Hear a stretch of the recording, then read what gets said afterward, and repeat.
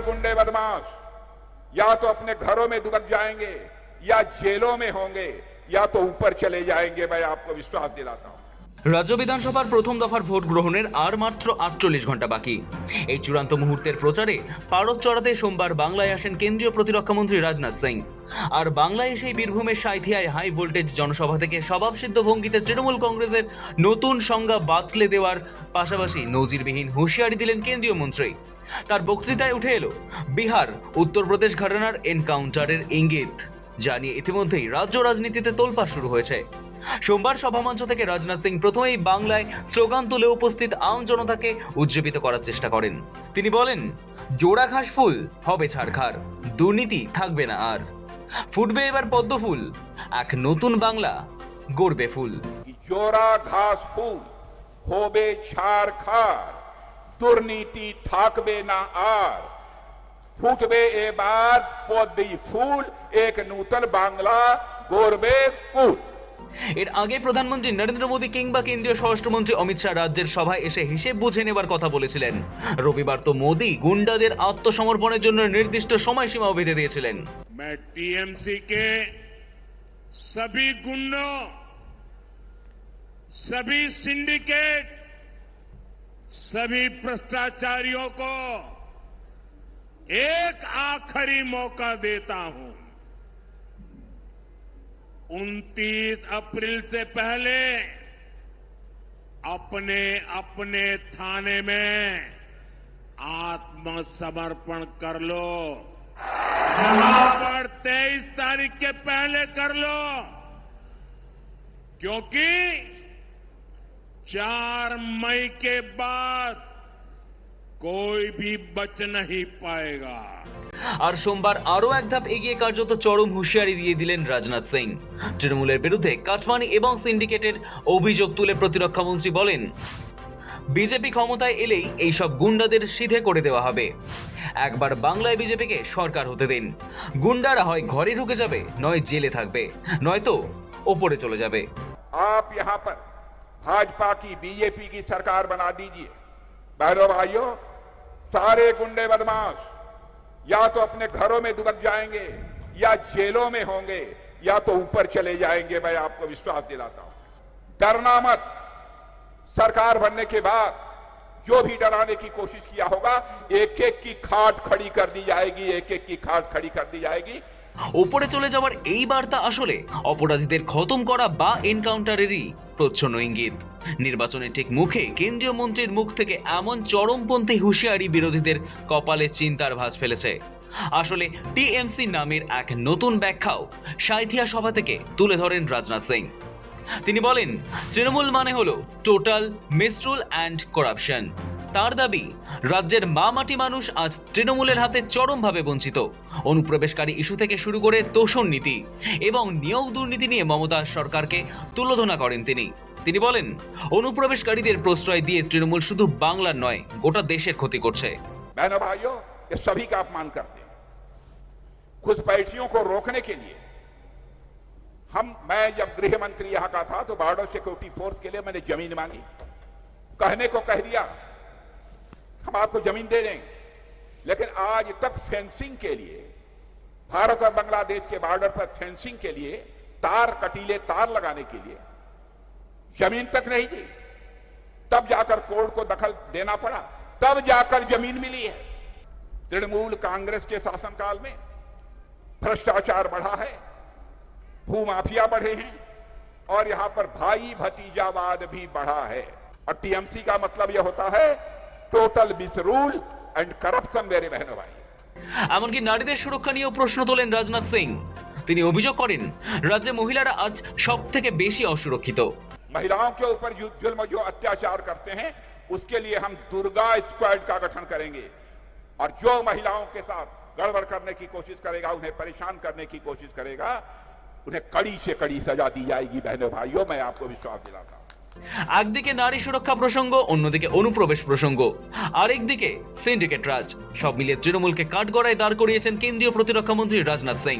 তবে ভোটের মাত্র দুদিন আগে রাজনাথের এই ওপরে পাঠিয়ে দেওয়ার হুমকি তৃণমূলের ভোট ব্যাংকে বা দলীয় কর্মীদের মনোবলে কতটা প্রভাব ফেলে এখন সেটাই দেখার। তবে নানুরের এই সভা থেকে রাজনাথ বুঝিয়ে দিলেন 26-এর লড়াইয়ে বিজেপি এক চুলো জমি ছাড়তে রাজি নয়। জয়ন্ত দাসের রিপোর্ট, সময় কলকাতা।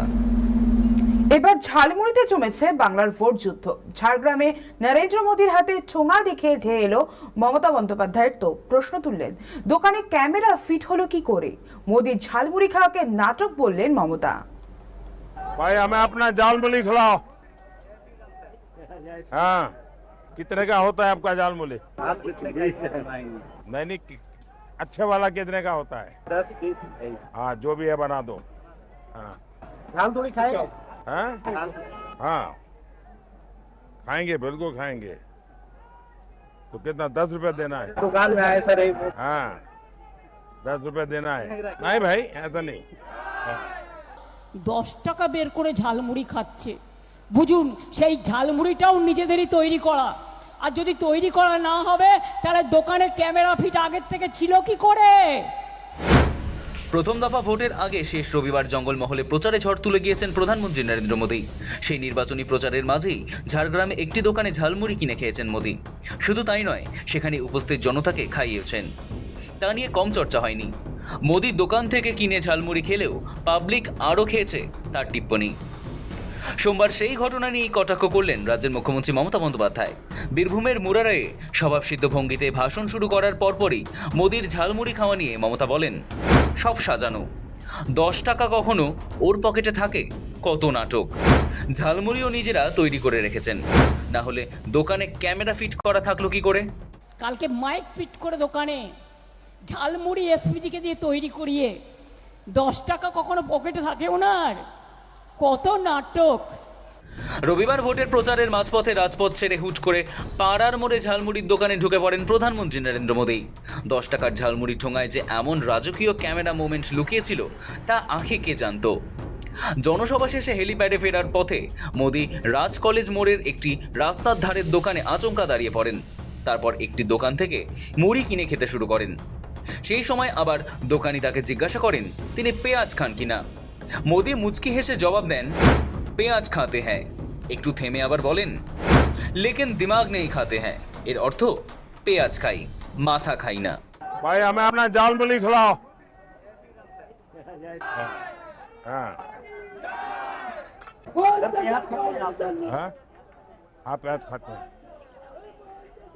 दिमाग नहीं खाते बस। তারপর দেখা যায় বাংলার অন্যতম প্রসিদ্ধ খাবার ঝালমুড়ি বেশ আরাম করেই খান মোদী। ওই সময়ের মধ্যেই সাধারণ মানুষের সঙ্গে সরাসরি কথা বলেন এবং জনসংযোগ স্থাপন করেন। সোমবার মুরারাইয়ে সভা থেকে মমতা বন্দ্যোপাধ্যায় প্রধানমন্ত্রী সেই ঝালমুড়ি খাওয়াকে নাটক বলে কটাক্ষ করেন। তিনি বলেন, এসপিজিকে দিয়ে মুড়ি বানিয়ে খেয়েছেন, আগে থেকে দোকানে মাইক ক্যামেরা রাখা ছিল, সব নাটক। কালকে মাইক ফিট করে দোকানে ঝালমুড়ি এসপিজিকে দিয়ে তৈরি করিয়ে 10 টাকা কখনো পকেটে থাকে ওনার, কত নাটক। নির্বাচনের সময় গুহাতে গিয়ে বসে থাকেন, কখনো নির্বাচনের সময় বলে আমি চায়ওয়ালা, 10 টাকা বের করে ঝালমুড়ি খাচ্ছে। বুঝুন, সেই ঝালমুড়িটাও নিজেদেরই তৈরি করা। আর যদি তৈরি করা না হবে তাহলে দোকানে ক্যামেরা ফিট আগের থেকে ছিল কি করে? জিজ্ঞাসা করুন, সব নাটক। আসলে ভোটের মরশুমে বাংলায় রাজনীতির সঙ্গে রান্নাবান্নার সম্পর্ক বেশ পুরনো। তৃণমূল সুপ্রিমো মমতা বন্দ্যোপাধ্যায়কেই কখনো দেখা গিয়েছে খুন্তি নাড়িয়ে চপ ভাজতে,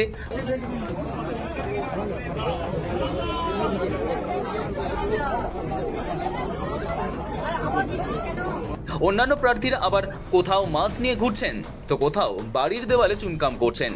কিন্তু রবিবারের সব প্রচারের লাইমলাইট কেড়ে নিয়েছেন নরেন্দ্র মোদী। প্রচারের কনভয় থামিয়ে তিনি যখন ঝালমুড়ির দোকানে পা রাখেন তখন নিরাপত্তা রক্ষীদের কপালে ভাঁজ পড়লেও আম জনতার চোখে মুখে ছিল বিস্ময়। কিন্তু মমতা বন্দ্যোপাধ্যায় মোদীর ঝালমুড়ি খাওয়ার ক্যামেরা মুভমেন্ট পেলেন ঠিকই, তবে তা পাল্টা কটাক্ষ করার হাতিয়ারের রসদ করেই। কটাক্ষ পাল্টা কটাক্ষের বন্যায় একটা বিষয় স্পষ্ট, শেষ বেলায় ঝালমুড়ি রাজনীতি জমিয়ে দিল ভোট যুদ্ধ। অমলেন্দু মণ্ডল ও রাজা শেখের রিপোর্ট, সময় কলকাতা। জলপাইগুড়িতে নাবালিকা ধর্ষণ ও খুনের মামলায় বিতর্কিত মোড়।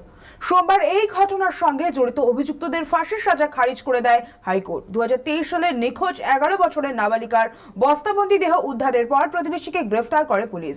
তবে জেলা অতিরিক্ত দায়রা আদালতে পক্সো আইনে ফাঁসির সাজা ঘোষণা হলেও যথাযথ প্রমাণে সেটি খারিজ হয়। আদালতের বক্তব্য অনুযায়ী অভিযুক্তকে দোষী প্রমাণ করার মতো যথেষ্ট তথ্য ও প্রমাণ দিতে ব্যর্থ জেলা পুলিশ। ফলত হাইকোর্টের নির্দেশে বেকসুর খালাস অভিযুক্ত। এই রায়কে ঘিরে উঠছে পুলিশি তদন্তে গাফিলতির প্রশ্ন।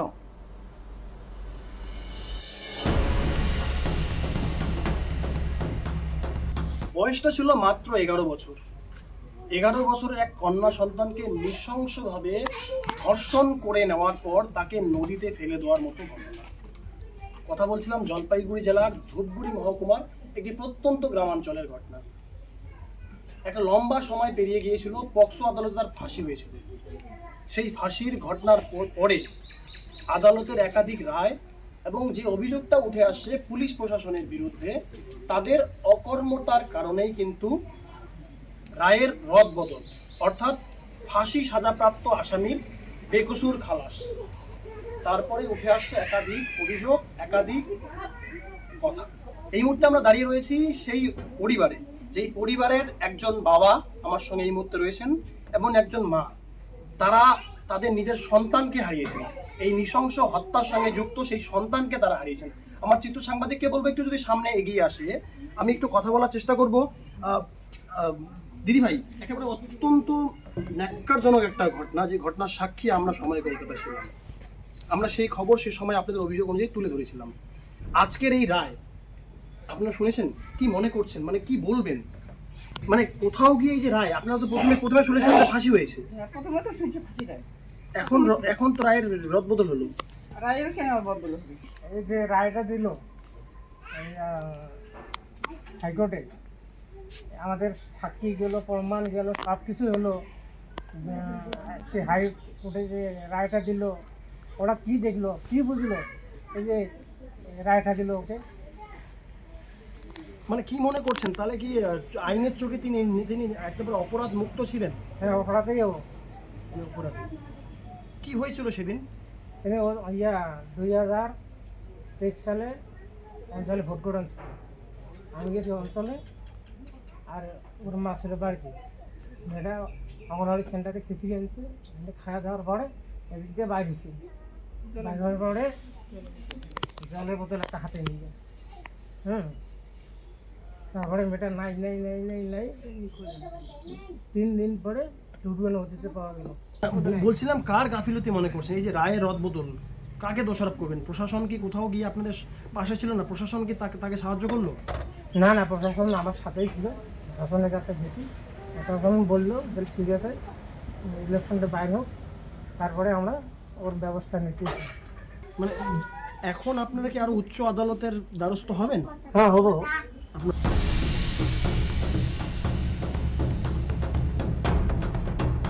ঘটনা, আপনার গ্রামের এক মেয়ে, তার সঙ্গে নৃশংস ঘটনা ঘটে গেল, তারপরে এই রায় কি বলবেন? এই রায় যখনই আমরা সকালবেলায় মোবাইল খুলে দেখি, ঠিক আছে, এবং মোবাইল খুলে দেখতেছি যে সে আসামি খালাস হয়ে গেল। এবার এক মর্মান্তিক ঘটনা, এমন কি এবার নিজের হাতে খুন করছে, খুন করার পরে সেই ব্যক্তির কেমন করে খালাস হয়, এটাই আমরা প্রশাসনের কাছে দাবি করছি যে একবার ব্যক্তির ফাঁসি হওয়ার অর্ডারের পরে আবার সেই ব্যক্তি ছাড়া পাইল কেমন করে। দেখুন, যখন ঘটনাটা ঘটে তখন আমরা 2 ভাই বাড়িতে ছিলাম না। আর যতদূর আমি ছোটো থেকে দেখতেছি যে ও যে যার মেয়ে ছিল আর কি, সে আর আমার দাদা কিন্তু খুব ঘনিষ্ঠ বন্ধু ছিল।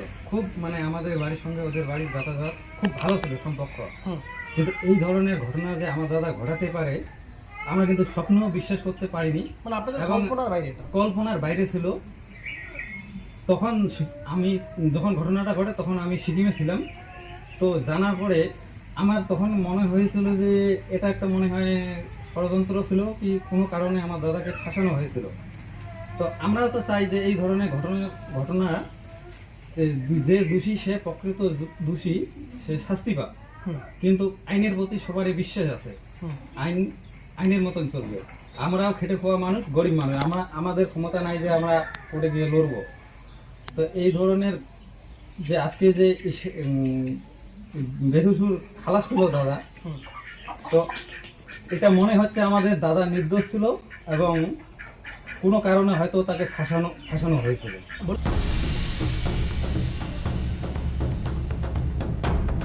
বিষয়টা না বললেই নয় যে গোটা এই গ্রাম এই মুহূর্তে কিন্তু একেবারে শোকাহত।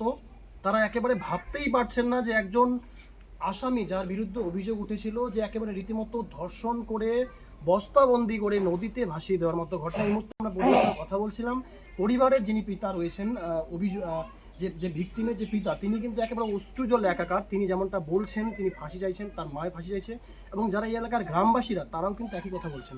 তবে সব মিলিয়ে দাঁড়িয়ে এই মুহূর্তে এই যে গোটা গ্রাম যে পর্যায়ে রয়েছে, সেই জায়গায় দাঁড়িয়ে আইনের প্রতি এখনও কিন্তু অন্ধের মতো ভরসা রাখছেন এই পরিবার।